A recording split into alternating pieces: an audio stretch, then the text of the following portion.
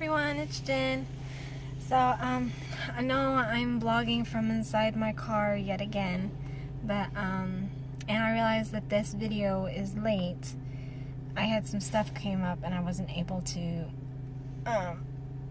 record the video, much less upload it when I had gotten home after I had uploaded my other videos. So I'm doing it today while I can, when I have no kids near me to make noise, and my father is not walking in and out, causing distractions. So that is why I'm in my car. That, and it's almost time for my daughter to get out of school yet again. So I figured now is any time as good of any time. I don't even know what the hell I'm trying to say. As good as okay, I give up. Just now was a good time. There we go. So this video, like it says in the description, is going to be my birth story. There we go. Talking about my firstborn's birth. She is actually 7 currently, 7 years old, but she actually turns 8 this 28th, February 28th. She will be 8 years old. 8. They grow so fast. So anyways, her birth story, let's begin. So I wasn't necessarily a full-on teenage parent, like 14 or 16 or anything like that, still in high school. I had at least graduated from high school, but I was still kind of sort of technically a teenage mother because I was barely 19. So, and in fact, by the time when I found out that I was pregnant, and I went back and I did the math and everything, it turns out I was actually like about 2-3 weeks pregnant when I walked across the stage to get my high school diploma at my graduation ceremony when we did the math later on. But okay, I'm backtracking. Anyway, so this was back in 2008. I graduated high school in my official graduation day, however you want to say it, the date that's on the diploma. Ooh, sorry about that. It was June something of 2008. I'm sorry, not June. I'm getting my dates mixed up again. May of 2008. And so I had graduated, and then I hadn't really had any plans to go to any colleges or anything, just because I hadn't had any, I was one of those people who didn't really focus on putting in college applications and stuff while I was in high school. So by the time I realized that graduation was here, I was like, whoa. Time went by, and here I am. Most of the colleges' deadlines had passed and stuff, so I figured, you know what, I'll just go to community college, get my core classes done with until I can do my essays and all that for a university. Well, as you can tell, that went out the window. So graduated in May. Then June came along, and I was really having some really bad pains, like cramping pains, and they didn't make any sense to me. I've had bad cramping pains before, but these were like really bad. And I noticed my period hadn't come that month, so I was like, uh-oh. So I took an at-home pregnancy test, and it came back negative. So I was like, okay, what the hell's going on? So we went to the pain got so bad to where it was really bad. So I was like, you know what? I think I am pregnant. Like, I thought I was. I really was. Thinking, like, there has to be, like, I had to have had a false negative or something. Because I used to, like, be clockwork on my period. So I was, like, missing a period, having this cramping. My worst case scenario, what I was thinking was I was pregnant and I was experiencing a miscarriage pain. But then again, there was no blood, so I was like, what is going on? So we went ahead, instead of me taking another at-home pregnancy test, we went ahead and we just went to the hospital just to see. So we get to the hospital, they run their tests and stuff, and even their little test, their little blood test or whatever comes back negative on pregnancy.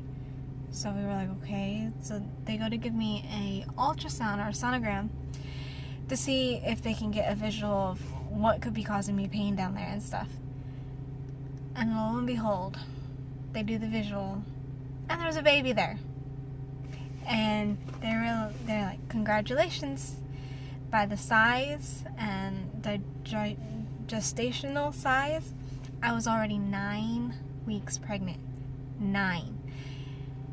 That's roughly almost 2.5 months. So yeah, this is in June. I conceived sometime in April, maybe May, somewhere right around in there. So we were like, okay. Telling the parents, ooh, that did not go down well. My boyfriend at the time, boyfriend's now husband, I'm with the same dude, got the same baby daddy. At the time, his parents, they didn't make a huge commotion about it. You could tell that they were kind of disappointed, but at the same time, they had that kind of attitude where it was like, it was inevitable. Like, they thought it was going to happen anyway, which kind of offended me at the time, but I just kind of got over it. My parents, on the other hand, whole other story. Called my mom up. She lives in California, so I had to call her and tell her over the phone, and that was a shocker. She didn't yell at me or anything like that. She was just kind of, the disappointed parent, So, I handled that. My dad's reaction was the worst. My dad's reaction was the absolute worst. So I had to tell him over the phone too, because the line of work he works on the road a lot, so he's almost never home. Well, he used to be. Now it's kind of gotten to the point where he's home almost all the time, but back then he was home maybe 2 weeks every 6 months. So he was out on the road when I found out, so I had to call him and tell him over the phone too. And sorry, that little piece of hair is bugging me. So I tell him over the phone. I get the words out, I'm pregnant. He hangs up on me. And then proceeded to not answer any of my calls or my texts or even try and call me for 2 whole weeks. So, but I don't know who talked to him or what, but he eventually did call me back, and said, they were all supportive and everything. I am strictly pro-life, so I don't believe in getting an abortion or anything like that. So my dad knew that wasn't an option for me. No, I'm not judgmental about anybody else who does feel like that was for them. It just wasn't for me, personal reasons. And I am the type of person that even though it's my body, and even though it's I'm the one who's growing said child, I still say that the father of said child, the person who helped make it, the person who this baby is half of, has a say. And he didn't believe, and my husband didn't believe in abortion either. So we were like, okay. So then we were like, okay, so do we want to do this or do we do adoption? For me, if I truly thought that I could not handle it, if I truly thought that I could not be a good mother, I would have totally done the adoption route. But I consider myself, just because of some past situations that I have gone through in my past, I considered myself a very mature person, even at 19 years old, even at 19 years of age, and knew that I could be a great mom. And so I talked it over with him, and both me and him agreed that we would not do the adoption route and we would keep the child. So for my pregnancy wise, everything was great. I only threw up once, and it was because she had actually made me crave Jolly Ranchers at like 3 o'clock in the morning.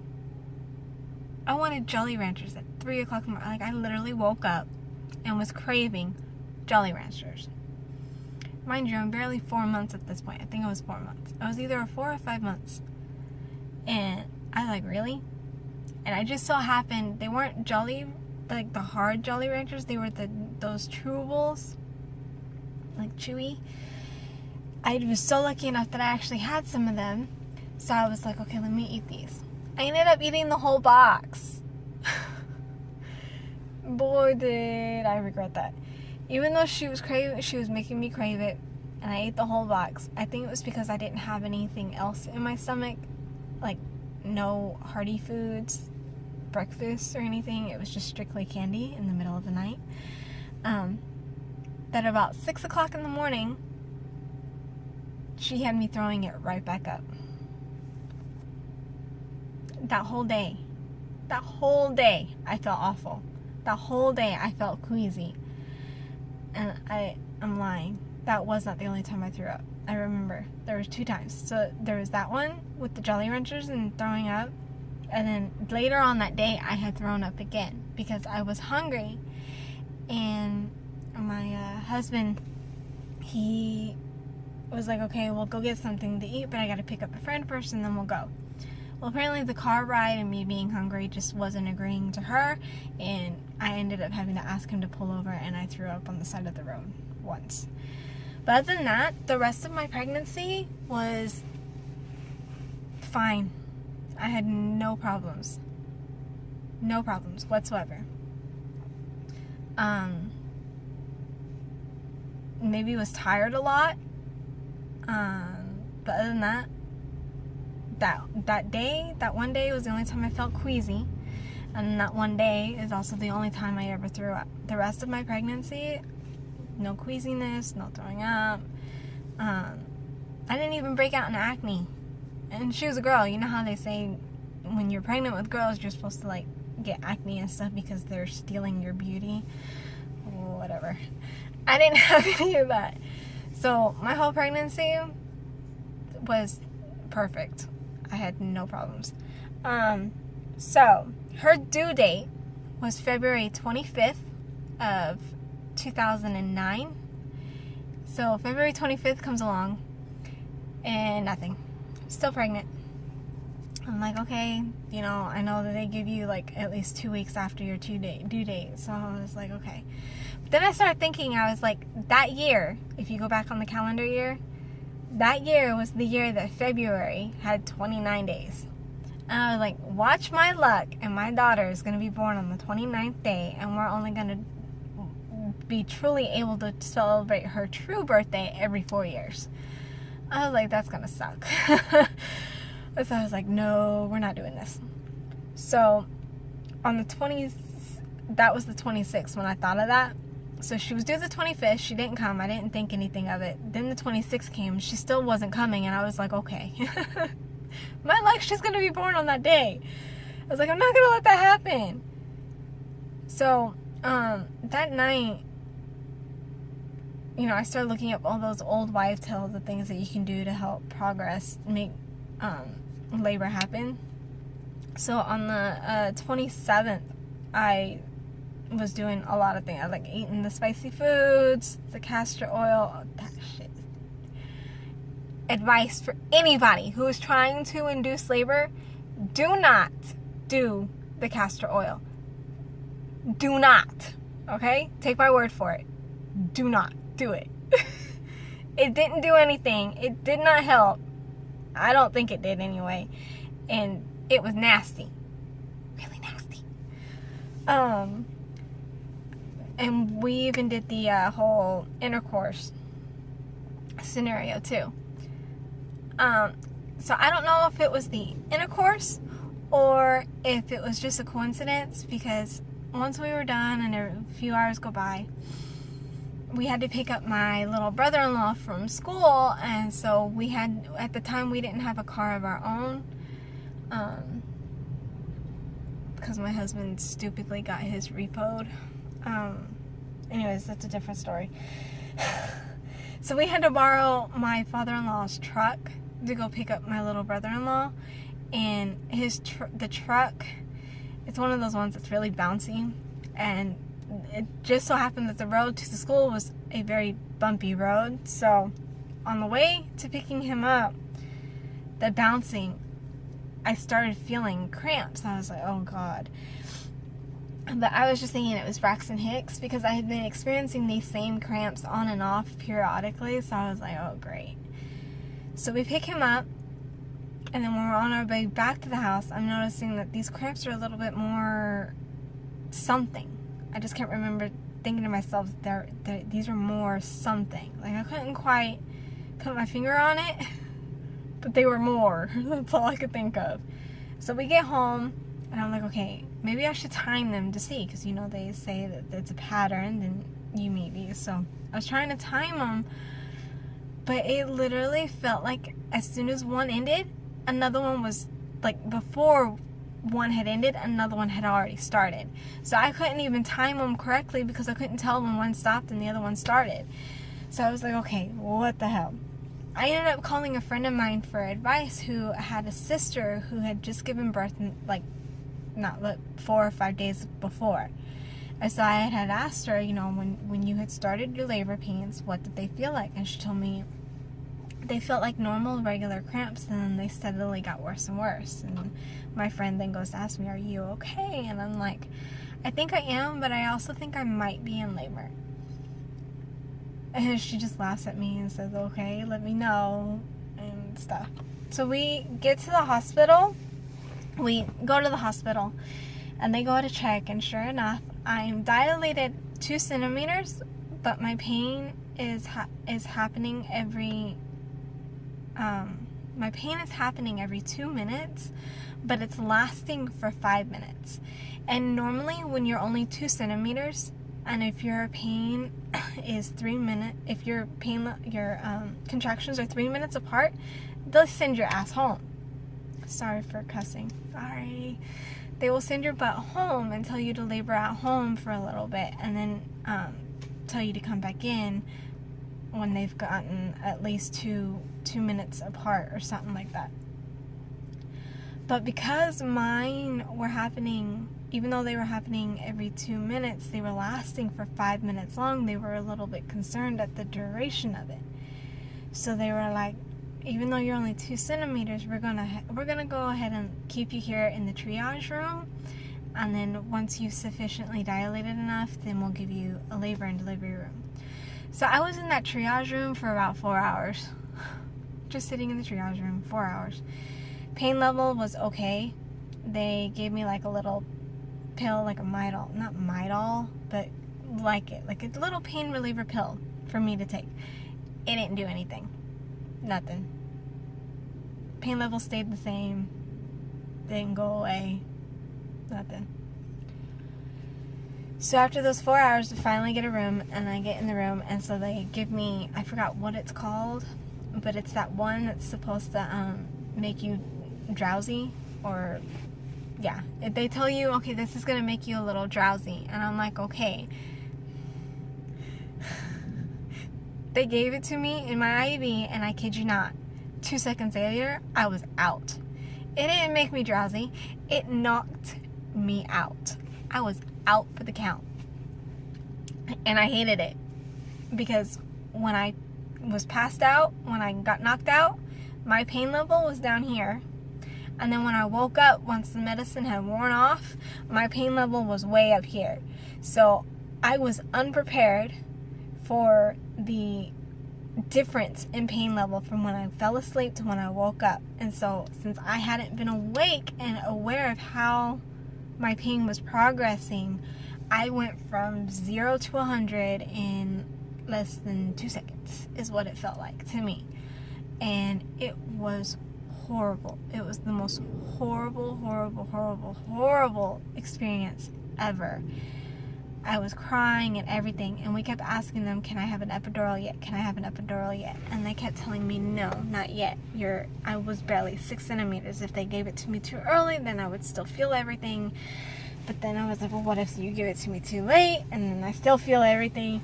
So finally, I want to say after a good time has gone by, my labor for her was 13 hours long. 13 hours. I know there's women out there who have had longer and stuff, so kudos to y'all who have had longer than 13-hour labors. Comment down below if yours is longer than 13 hours. Because my 13 hours, ugh.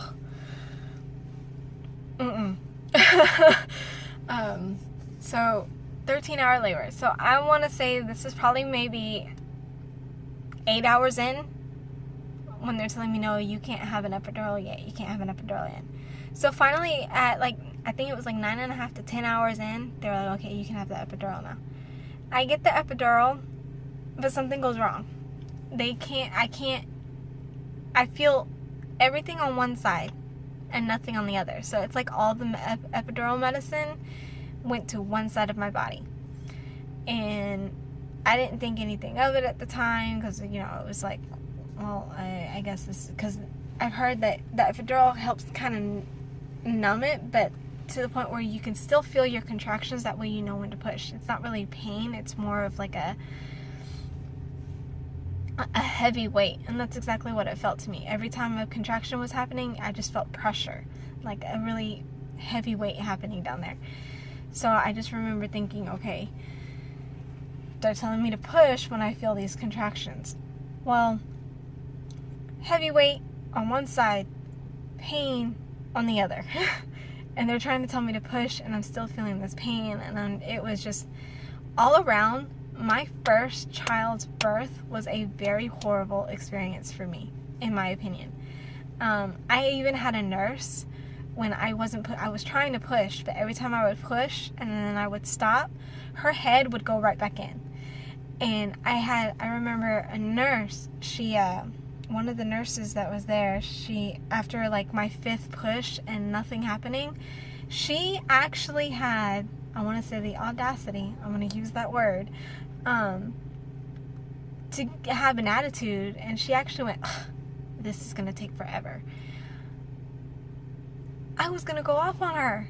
I remember just thinking, like, really? Really? You try pushing a melon out of your... I just remember looking at the doctor and asking him if he could please make her leave, because I was not going to have that type of attitude in my labor and delivery room. So it took a little while, but eventually I finally was able to push her out. And so even though I went into labor on the 27th, she was born on the 28th at like 3:20 or 3:34 in the morning. And she was 8 pounds and 4.3 ounces. 19.5 inches long with a head circumference of 14 inches. 14 inches. I pushed 14 inches out. And that's just the head. The shoulders are bigger than the head, so you can imagine that.